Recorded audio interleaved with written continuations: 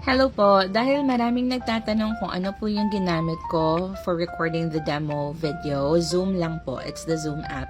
And then sa mga nagde-DM sa akin, tinatanong kung paano mag-record using the Zoom app, eto na po yung video para sa inyo. So please watch till the end. First, i-prepare lang muna natin yung material na gagamitin for the demo. So for example, itong PDF na to, a fresh idea. So open ko lang yan dyan. And then we go to the Zoom app. We start with a new meeting. And from there, wait lang, start lang natin dito. Merong option to record. You just go to more. Here, more. And then may record na option here.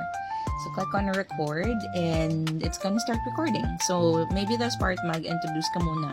Like, hello, my name is blah blah blah. I'll be your teacher. And then i-share mo lang yung material. Pag you're ready na to go to the material, you just click more again. Tapos merong share button dito sa itaas. Click natin yan. Make sure andito kayo. May tatlong tabs dito. You can share your screen, you can share a document or advanced, but you can just select this. Andito sa screens, makikita mo yung naka-open yung PDF file kanina. So, select natin yan and share. Ganyan lang siya kadali. So, andito yung video ko. Ayan. And then you just have to go through the demo, diba?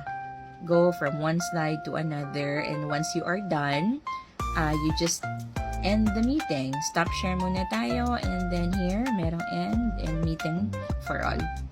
Ganyan lang siya kadali, mga sister. And then, it's gonna show you that it's converting your meeting recording.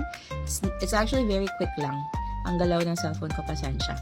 So, once it's done, you can find the recording doon sa documents here. Go to documents, tapos meron siyang Zoom folder. Open natin yung pinaka-latest at 8:22. Ayan. Open natin, and here's your video recording. Palitan natin.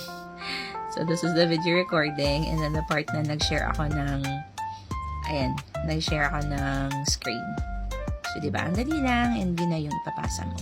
So, if you have questions, feel free to comment, and I hope this helps. Thanks!